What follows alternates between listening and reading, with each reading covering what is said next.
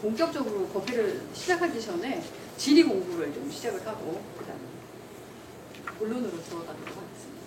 이 지도는 제가 적어놨듯이 인도인데요. 여기가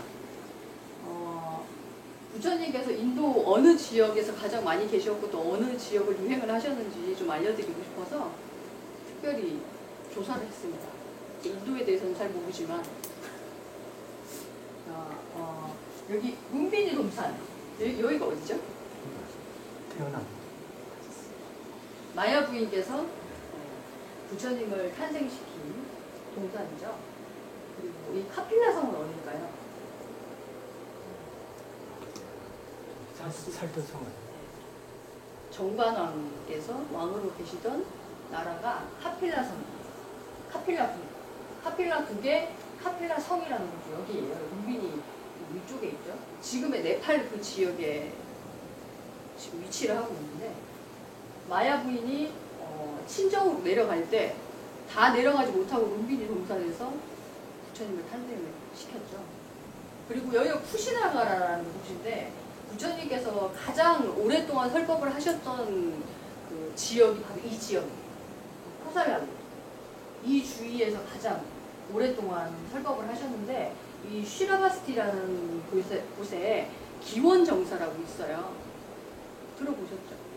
그 금강경 앞쪽에 보면은 급고독정자에 대한 얘기가 나오잖아요. 물론 그 경전을 볼 때 그렇게 보지 마시라고 제가 첫 시간에 얘기를 드리긴 했지만 어쨌든 역사적으로 부처님께서 가장 오랫동안 설법을 하셨던 장소가 바로 쉬라바스티에 있는 기원정사인데 그 경전 속에 나오는 내용 중에서 3분의 2 이상을 이 쉬라바스티에 있는 기원정사에서 설법을 하셨다고 합니다. 그 쿠시나가라는 열반지인데요. 부처님께서 열반을 하신 그 장소인데 부처님께서 계속 설법을 하시다가 나는 고향으로 돌아가서 열반에 들겠다라고 하셨는데 여러분도 아시다시피 두통이 심하시고 설사병도 계속 나시고 몸 상태가 굉장히 안 좋으셨거든요. 그래서 카필라 성으로 들어가기 전에 쿠시나가라는 이곳에서 멈추고 여기서 열반하시고 마지막 설법을 하고 돌아가셨다. 그리고 노경원은 어디죠? 처음 왔어요. 혹시 늦게 오셨지만 제가 이 정답을 말씀하셨기 때문에 제대로 오신 걸로. 여기는 사르나트라는 곳인데요. 사르나트라는 곳에 노경원이라는 동산이 있었다고 해요. 그래서 부처님께서 부다가야에서 깨달음을 얻으신 다음에 누구에게 설법을 할까 하다가 처음에 자기가 외도 스승으로 모시던 외도였지만 스승으로 모시던 분들한테 설법을 해 주시려고 하시다가 그 두 분이 이미 입적을 하셨다는 얘기를 듣고 자기 곁에 있던 5 비구들한테 다시 설법을 해줘야 되겠다 하고 가신 곳이 바로 무경원이에요. 무경원에서 그 5 비구를 만나고 첫 설법을 중도에 대해서 설법을 하셨다고 합니다. 그것도 이따가 제가 설명을 잠깐 드릴 테고요. 무경원에서 첫 설법을 하셨습니다. 그리고 이 강이 뭘까요? 제일 유명한 겐지스. 그렇죠. 겐지스. 그 겐지스 강이 여기만 흐르고 있었던 게 아니라 인도 전역으로 다 뻗어나가는 큰 강이었기 때문에 카필라 국에서도 이 겐지스 강으로 흘러 들어가는 이 물을 이용해서 농업을 했다고 해요. 그래서 인도 이쪽에서 카필라국과 코살라국 그리고 여기 마가다국이라는 지역에 있는 왕들이 농업을 계속 진흥을 시켰기 때문에 백성들한테도 신유를 많이 받고 먹을 게 많으니까 우선 먹을 게 많이 들어오면 말이 없어지잖아요. 그래서 아주 부유하게 살던 세 나라 중에 하나였다고 합니다. 그리고 겐지스강 아래에 있던 마가다국에 라즈비르라는 곳이 있는데요. 여기는 어떤 정사가 있었을까요? 최초의 사원입니다. 아시는 분? 기원정사와 함께 2대 사원으로 불리는 사원이 있습니다.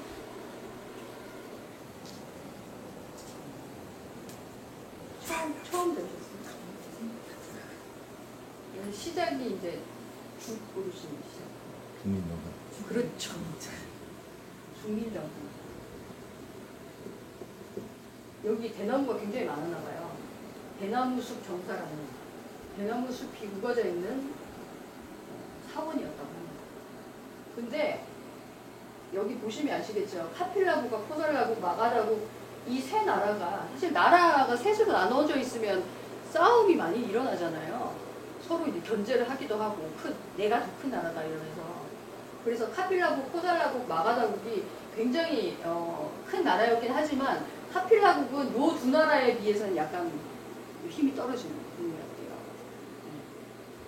그래서 항상 포살라국 왕한테도 대왕이라는 호칭을 못 받고 그냥 왕이라고 불렸다고 하더라고요.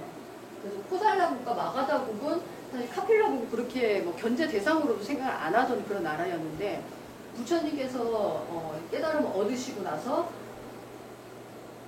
설법을 하러 다니셨는데 포살라국과 마가다국은 이 나라를 큰 나라라고 생각하지 않았지만 이 나라가 이제 망해버리고 후계자가 다 없어져 버렸잖아요. 나홀라까지 다 출가를 시켜버렸기 때문에. 그리고 배다른 동생이 있었지만 그 배다른 동생들까지도 전부 다 출가를 시키고 나서 이제 아무도 대를 이을 사람이 없는 거예요. 그래서 이 나라가 이제 망해버리고 난 다음에 포살라국과 마가다국 주위를 다니면서 설법을 하셨습니다. 그래서 이 여기에 있는 왕들까지도 부처님께 귀의를 하는, 그래서 3계 대도사, 어느 지역의 왕이 되지 않고 온 나라를 또 온 세상을 가르치는 스승으로서 거듭났다고 이렇게 불자들은 자부심을 가지고 있더라고요. 그런 내용들이 많이 나오더라고요. 찾아보니까. 어쨌든 우리는 그것보다 더 큰 내용을 배우지만 역사적으로는 그렇게 생각을 하고 있었더라. 그래서 포살라국에서 녹야원이라는 슈라바스티에 있는 기원정사에서 가장 많이 설법을 하셨고, 마가다국에서도 둘 다 그 왕족들이 이 정사를 세워주셨어요.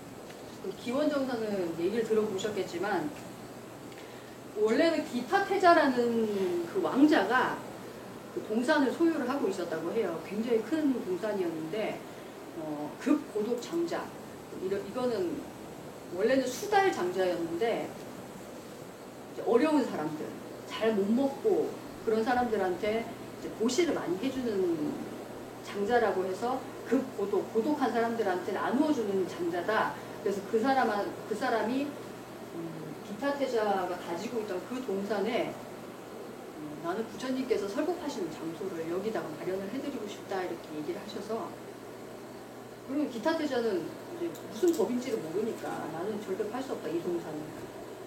이 동산에 황금을 다 깔아주면 내가 여기 그 절을 세우는 거를 허락을 하겠다라고 얘기를 했는데 급고독 장자가 자기 재산을 다 털어서 거기 황금을 깔기 시작했대요. 물론 다 깔지는 못했지만 도대체 어떤 법을 나누어 주시는 분이시길래 이렇게 자기 전 재산을 던져서까지 절을 지으려고 하는지 그때 궁금하게 됐던 거예요. 그래서 부처님 설법을 들어보시고, 그러면 입구는 남겨달라. 입구는 내가 부처님한테 보시를 하고 싶으니까, 부처님께 보시를 하고 싶으니까 거기만 놔두고 다 너한테 넘기겠다 해서 그 나머지는 기원정사로 돼 있고, 또 입구는 또 기타태자 소유로 돼 있지만 그것도 나중에 부처님께 보시를 하는 걸로 그렇게 됐던 것이에요. 이런 얘기들만 들어봐도 정말 이 세상에서 속세에서 돈이라고 하면 돈은 쓰면 쓸수록 사실 더러워지는 거죠. 자기 마음이 자꾸 집착이 생기게 되고, 또 그걸 가지고 내가 얼마나 많이 벌었느니 하면서 남을 자꾸 깔보게 되고 나와 남을 나누게 되는 그런 도구가 되잖아요, 돈이. 근데 이런 부처님께서 설법하시는 곳, 그리고 설법을 듣고 있는 우리 스님들께서 수행하시는 공간으로 마련했다는 거는 정말 지금 우리 살아가는 데서 돈을 얼마나 잘 쓸 수 있는지 보여줄 수 있는 예라고도 할 수 있죠. 그리고 마가다국에 있는 중림정사도 원래는 큰 부호가 가지고 있던 땅이었는데 마가다국에 있는 왕이 부처님께 우기 때, 인도에서는 우기가 있잖아요. 3개월 동안 비가 너무 많이 와서 어디 유행하실 수가 없기 때문에 안거를 했어야만 하는데 그 안거 동안 기거하실 수 있는 사원을 지어드리고 싶다 해서 그래서 여기 마가다국에 있는 왕이 중림정사라는 사원을 지었다. 그래서 최초의 사원이라고 해서 중림정사 쳐보면 이제 서원이라고 하는 곳에서 되게 많이 써먹고 있거든요. 중림정사라고. 이제는 부처님께서 어느 지역에서 태어나셨고 또 열반지는 또 어디고 어느 지역에서 가장 설법을 많이 하셨는지 대충 이제 눈으로는 읽으셨죠.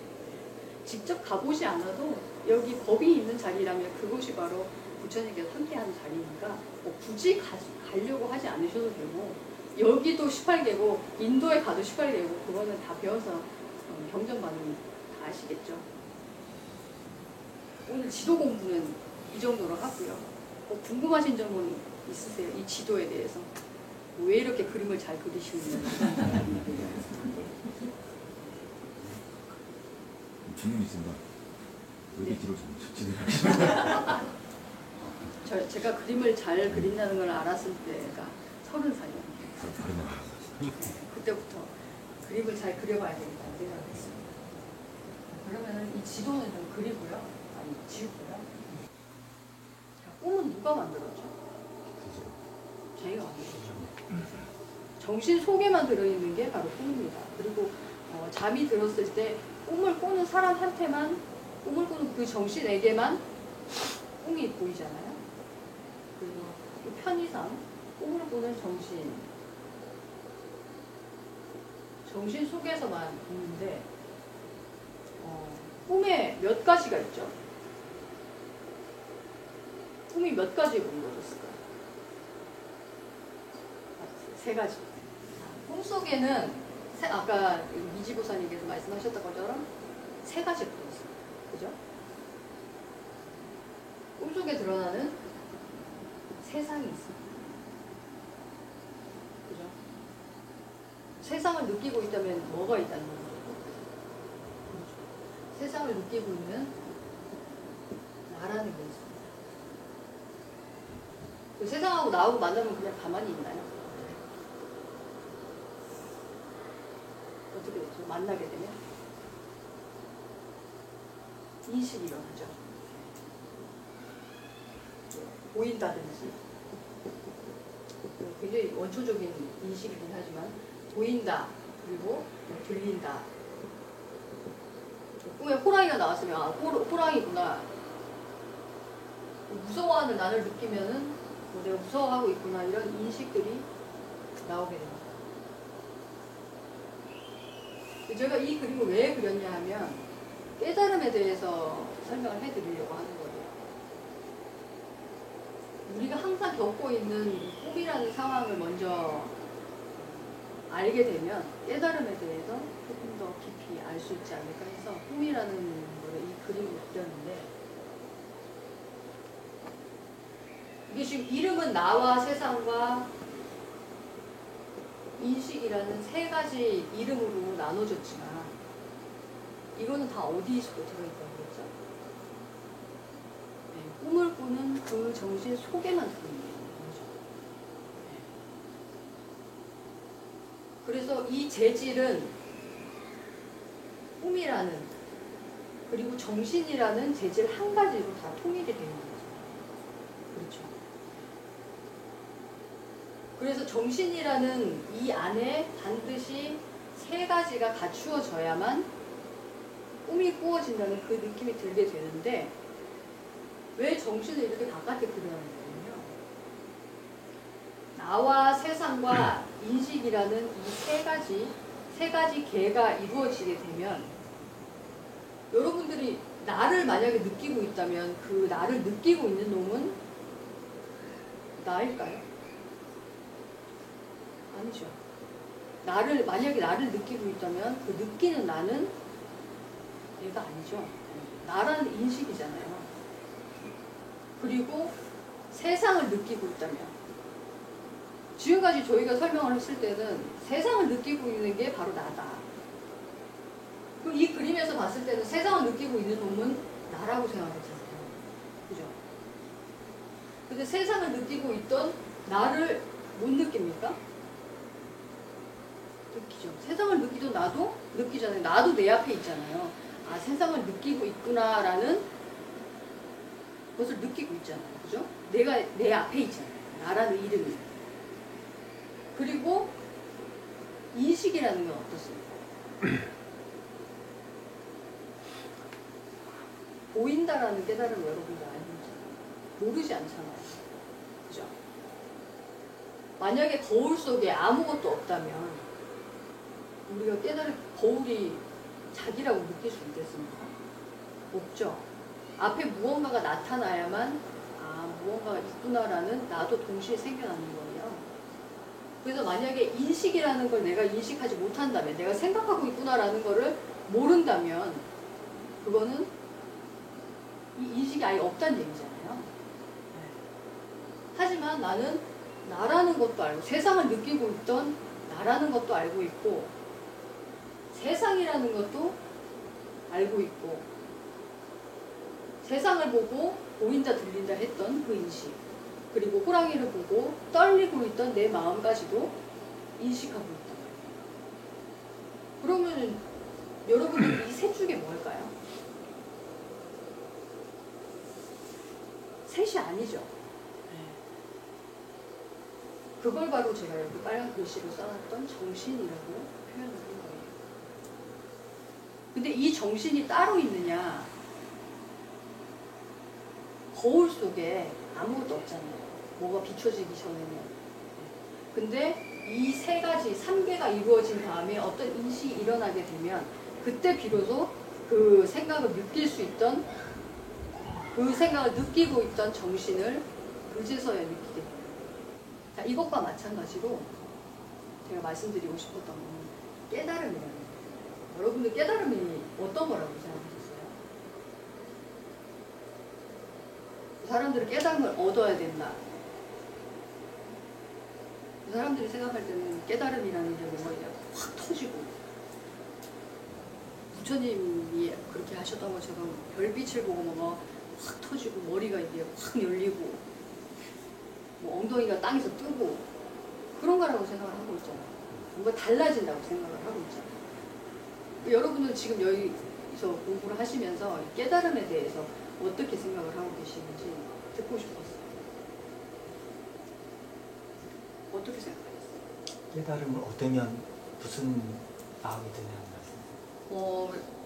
그러니까 깨달음이 얻어지느냐 아니면 버려지느냐, 이거는 깨달음이 무엇인지 안 다음에 그게 얻을 수 있는지 또 버릴 수 있는지 그게 결정이 나는 거잖아요. 그래서 여러분들이 지금 깨달음이라는 그 말에 대해서 어떻게 지금 이해를 하고 계시는지 그거를 먼저 들어봐야 될 것 같아요.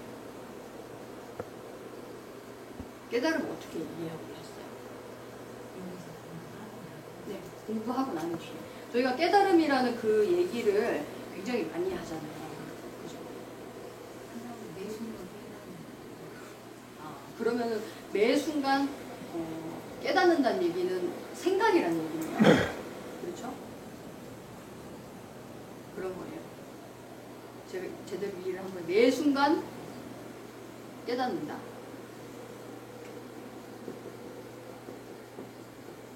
네, 매 순간 깨닫는다.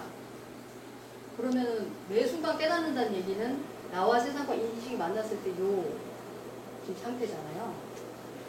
3개가 만났을 때 뭐 빨갛다, 노랗다, 싫다, 좋다, 나다, 남이다 이런 생각들이 다 나오게 되는 거잖아요.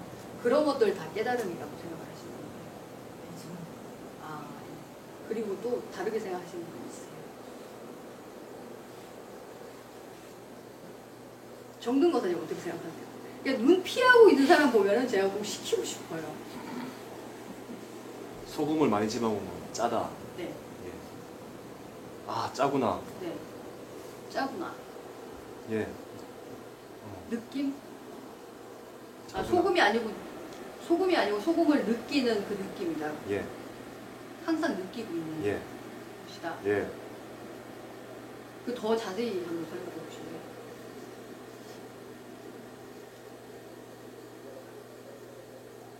갑자기 생각이 안 나는데요. 생각이 안 나요? 예. 그러면 소금이 짜다라고 했을 때 소금을 느끼고 있는, 소금이 아니라 나. 처음을 느끼고 있는 나. 나. 예.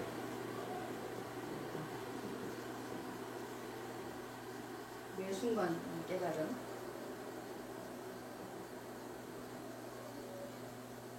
참기가 아니에요. 매 순간 깨달음. 그리고 또 다르게 생각하시는 분이 있어요. 내 앞에 있는 네. 대상, 내 앞에 있는 대상을 대상을 인식하는 것, 내 앞에 있는 대상을 느끼는 대상을 느끼는 것.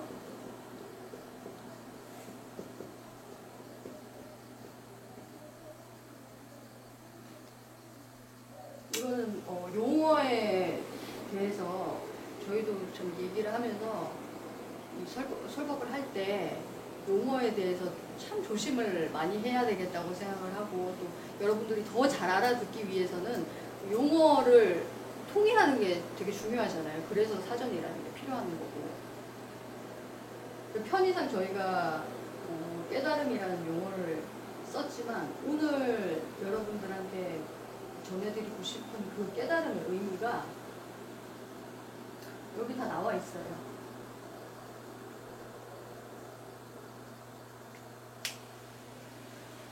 매 순간 깨달음이라고 했을 때는 나와 세상과 보인다, 들린다, 뭐 이런 인식들이 다 합해졌을 때 그 생각을 얘기하는 거잖아요. 그래서 이거는 매 순간이라는 거는 항상 사라지고 있다는 얘기를 하는 거잖아요. 그죠? 네, 이 생각을, 손 생각을 하다가 칠판 생각을 하려면 손 생각은 사라져야지 칠판 생각을 할 수 있고, 또 무아보살님을 제가 보고 무아보살님이구나 라는 깨달음이 일어나려면, 그 생각이 일어나려면 칠판이라는 깨달음이 사라져야만 그 깨달음을 다시 일으킬 수 있는 거잖아요. 그래서 항상 사라지고 있는 그 생각이 바로 깨달음이다. 그렇게 생각하신 거 맞죠? 네, 맞나요? 네. 근데 이건 엄밀히 얘기하면 불경에 나오는 각이라는 것과는 조금 거리가 있습니다. 왜냐하면 원가병 보면 그 지환증 그 기억나세요? 고만승께서 설법하신 내용 중에 그걸 이따가도 한번 더 같이 해석을 해볼 텐데요. 아까 나와 세상과 인식을 모두 느끼고 있다면 나는 분명히 나와 세상과 인식은 아니라는 얘기잖아요. 그죠? 이 엄지손가락이 엄지손가락을 느낄 수 없듯이 반드시 다른 손가락이어야만 이 손가락을 느낄 수 있잖아요. 그런 것처럼 만약에 나도 느낄 수 있고 세상도 느낄 수 있고 인식도 느낄 수 있다면 나는 분명히 나와 세상과 인식은 아니다. 그걸 느끼고 있던 그 무언가 있기는 하는데, 거울 앞에 무언가가 있어야만 거울의 존재감이 드러나듯이, 또 맑은 강에 달의 그림자가 비춰져야만 강이 있다는 걸 아는 것처럼, 이 깨달음이라는 것도 나와 세상과 인식이 일어났을 때 그때만이 그걸 느끼고 있던 내가 비로소 드러나는 거예요. 지금 원가경 지환 증리에 대해서 한번 해석을 해볼까요?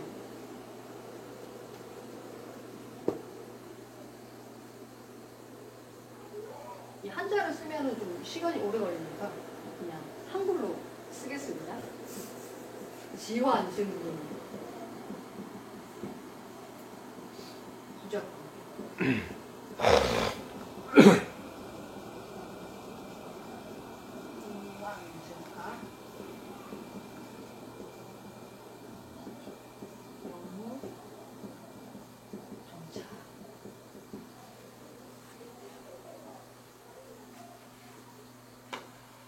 판이라는 아름, 판이라는 아름, 바로 나와 세상과 인식이 합해졌을 때, 18개가 모여졌을 때, 합해졌을 때 일어나는 깨달음이 있잖아요. 나든 남이든 세상이든 중생이든 부처든 이런 깨달음이 바로 정신 속에 있기 때문에 바로 헛개비와 같다. 있는 듯 하지만 꿈에 있는 세상을 달라고 하면 줄 수 없잖아요. 그 꿈의 사연들을 다 겪고 있던 나도 달라고 하면 줄 수가 없습니다. 그리고 인식이라는 것도 그때 너 호랑이가 정말 무서웠는데 하는 그 인식도 찰나찰나 지나가 버렸기 때문에 일어났을 때 남은 인식이 하나도 없는 거잖아요. 나와 세상과 인식이라는 것을 단 하나도 얻을 수 없기 때문에 헛개비다, 환이다, 도깨비다 이렇게 표현을 하는 거예요. 어쨌든 이 셋이 모여야만 헛개비라는 그 아르마리가 생겨나는데 그 아르마리는 어떻게 해요? 즉시 떠나버려요. 다 떠나버리면 방편이 뭐냐면 방향이잖아요. 이거는 방향이라는 얘기고 이건 편자인데 편안한 편자죠. 편한 방향으로 자꾸 행을 짓게 됩니다. 이게 바로 우리가 수행을 자꾸 해야 된다는 이유가 나는 고통스러우니까. 고통스럽지 않은 사람이 불교를 닦을 이유는 없잖아요.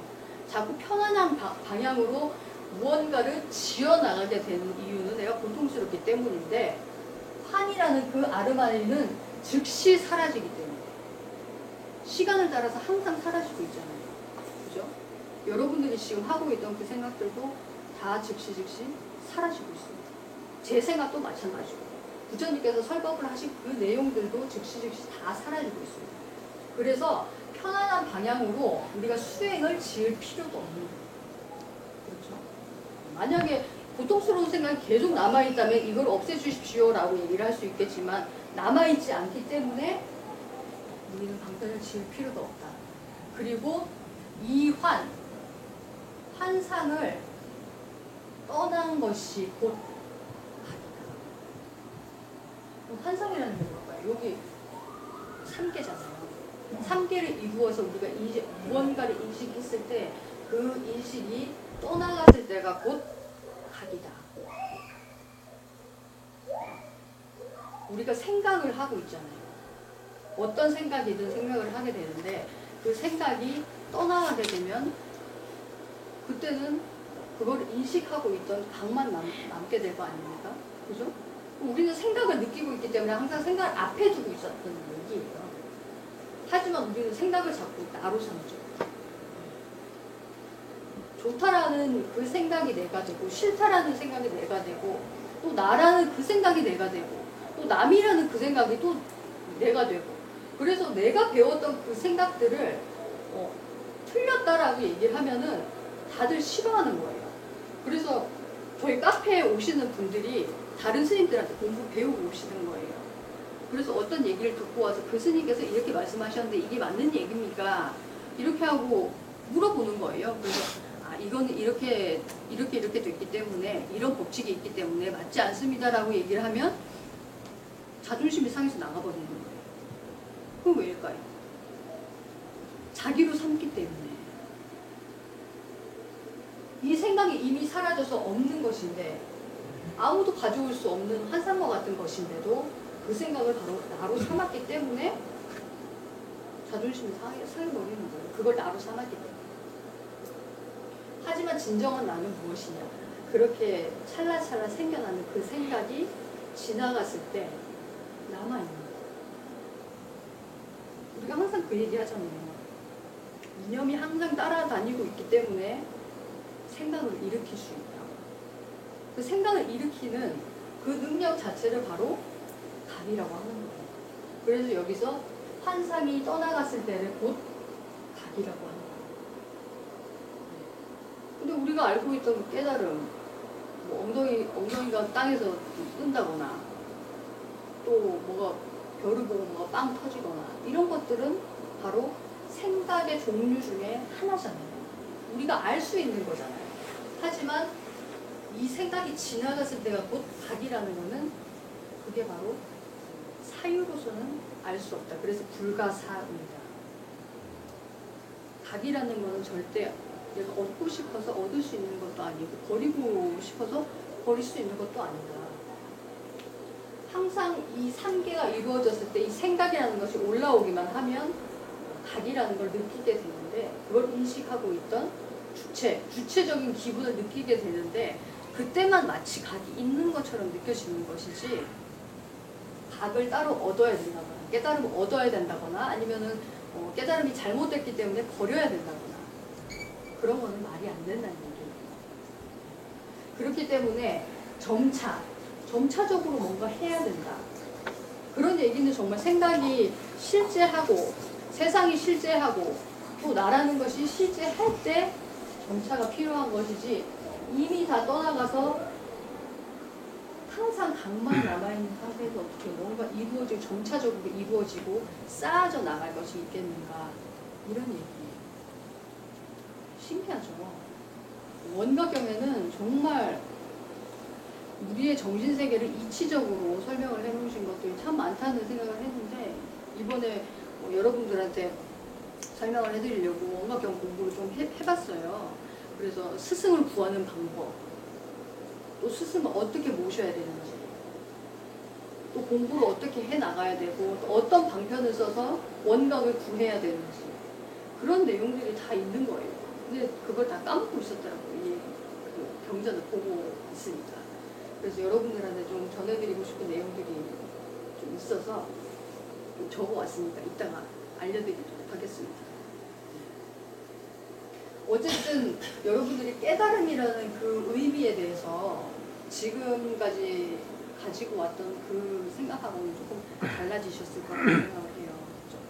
찰나찰나 생겨난 그 생각을 나로 삼게 되면은 그거는 이미 떠나가는 거기 때문에 생각을 못하게 될 때, 이 세상을 떠나게 될 때, 죽음이라는 것을 맞이하게 되었을 때 나는 생각을 할 수 없는 것이 아닌가라는 공포심이 생길 수도 있고 하지만 생각은 항상 죽어가고 있었던 것이고 항상 죽는 것이고 우리는 죽을 수 없는 깨달음이라는 것과 항상 함께 있었다. 그리고 생각이 없을 때는 깨달음이라는 것도 절대 느낄 수가 없기 때문에 두렵거나 무섭거나 피해야겠거나 이런 생각이 일어날 수가 없는 거예요. 항상 함께 하기 때문에. 제가 동전의 양면 비유를 굉장히 좋아하는데요. 동전의 양면이 있잖아요. 양면을 나는 한 면만 가지고 싶다. 그래서 한쪽 면을 막 가는 거예요. 그러면은 정말 얇아질 때가 있을 거 아닙니까? 거의 부러질 때가 다 돼서까지 이제 간다고 생각을 했을 때 아무리 얇아졌더라도 앞과 뒤는 항상 함께 하잖아요. 그 부러지게 되면 어떻게 됩니까? 둘 다 사라지는 거잖아요, 앞뒤가.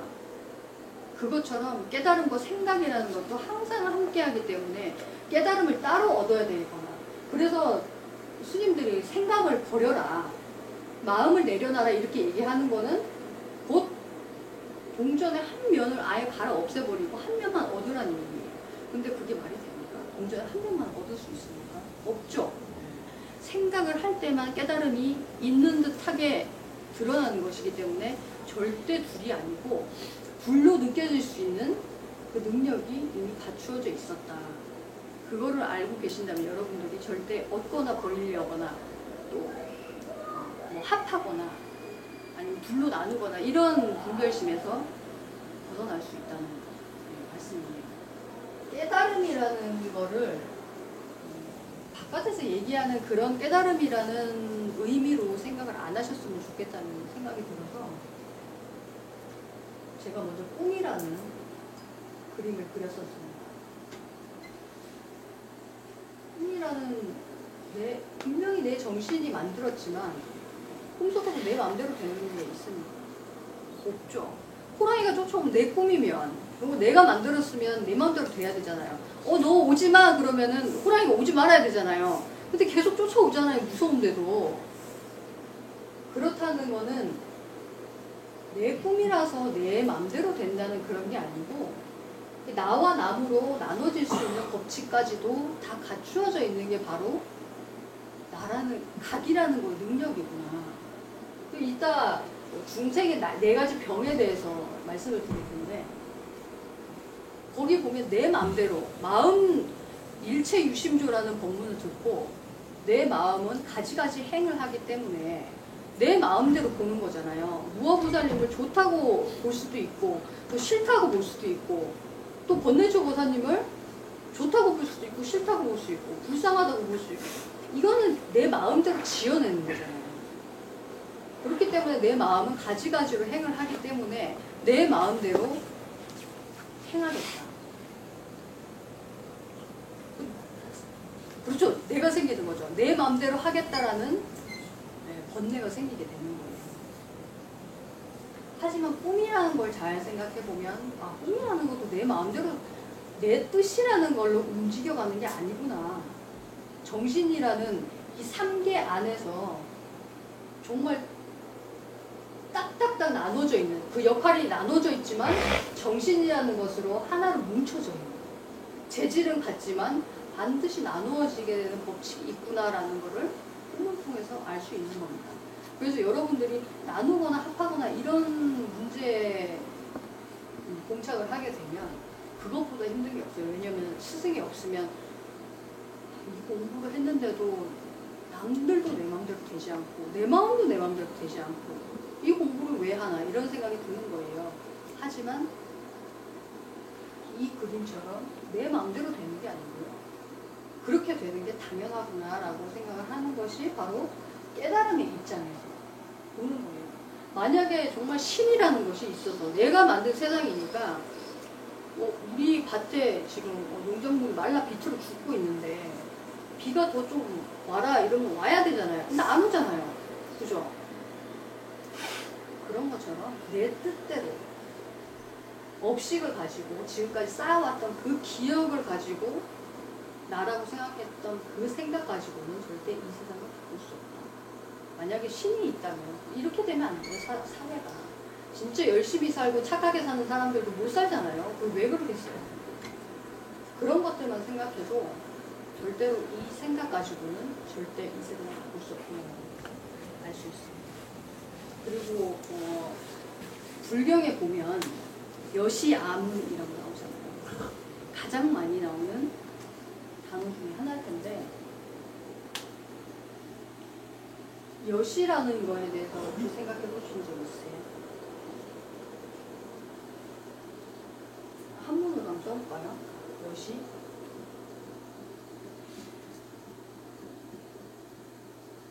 여는 같다라는 뜻이고, 그죠? 그렇죠. 이것 같다.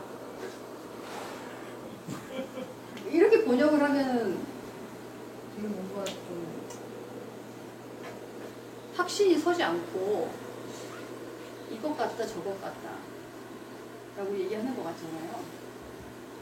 근데 이것이라는 얘기는 왜 나왔어요?